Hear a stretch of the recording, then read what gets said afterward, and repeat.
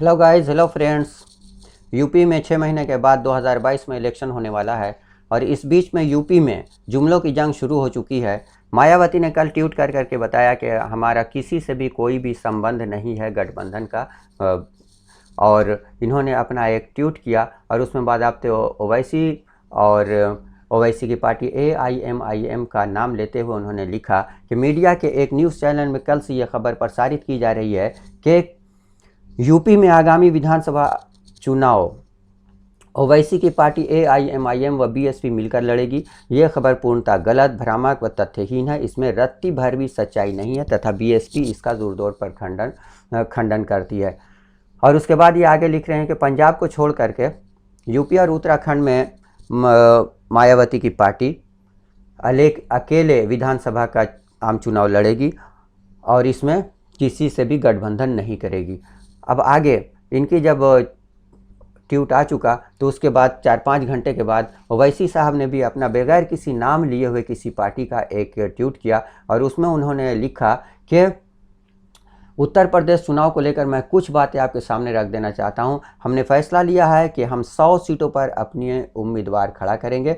Party में उम्मीदवारों की चुनने की प्रक्रिया शुरू कर दी है और हमने उम्मीदवार आवेदन पत्र भी जारी कर दिया है। यानी ये असदुद्दीन ओवैसी साहब कह रहे हैं कि उम्मीदवार के चयन की प्रक्रिया आवेदन पत्र के थ्रू होगी। यानी ये आवेदन पत्र ले रहे हैं और उसमें यह चयन करेंगे कि कौन उम्मीदवार इनके लिए है। अब आगे के ट्वीट में ये आगे लिखते हैं कि हम OP राजभर साहब भागीदारी संकल्प मोर्चा के साथ हैं। यानी इन्होंने अपना जो गठबंधन किया है वो राजभर साहब की पार्टी भागीदारी संकल्प के साथ किया है। अब यहाँ पर देखने वाली बात यह है कि मायावती जी और असदुद्दीन ओवैसी साहब ने एक दूसरे का खंडन कर दिया कि हम एक दूसरे के साथ नहीं हैं।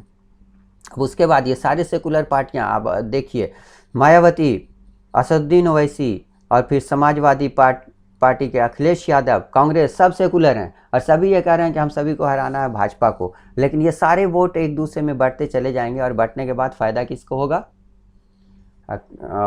भाजपा को होगा और फिर योगी आदित्यनाथ जी को होगा। और इस तरीके से ये सारे सेकुलर एक दूसरे से लड़ते रहेंगे और एक दूसरे से लड़ने के बाद ये इस तरह का इल्ज़ाम लगाएंगे कि ओवैसी साहब वोट कटवा के बन करके आए थे, ओवैसी साहब भाजपा की बी टीम है। तो इस तरीके का आरोप लगाने से पहले खुद अपने आप में सभी को सोचना चाहिए कि वो लोग किस तरीके से सेकुलर वोट, नाम नेहाद सेकुलर वोट को, इसको ये लोग सेकुलर वोट कहते हैं, किस तरीके से आपस में बांट रहे हैं। तो उम्मीद है ये वीडियो पसंद आया होगा। लाइक करें, शेयर करें, सब्सक्राइब करें और नोटिफिकेशन बेल को दबाएं ताकि जब भी हम कोई वीडियो बनाएं तो आपके पास उसका नोटिफिकेशन जाता रहे। Okay, thank you, bye bye.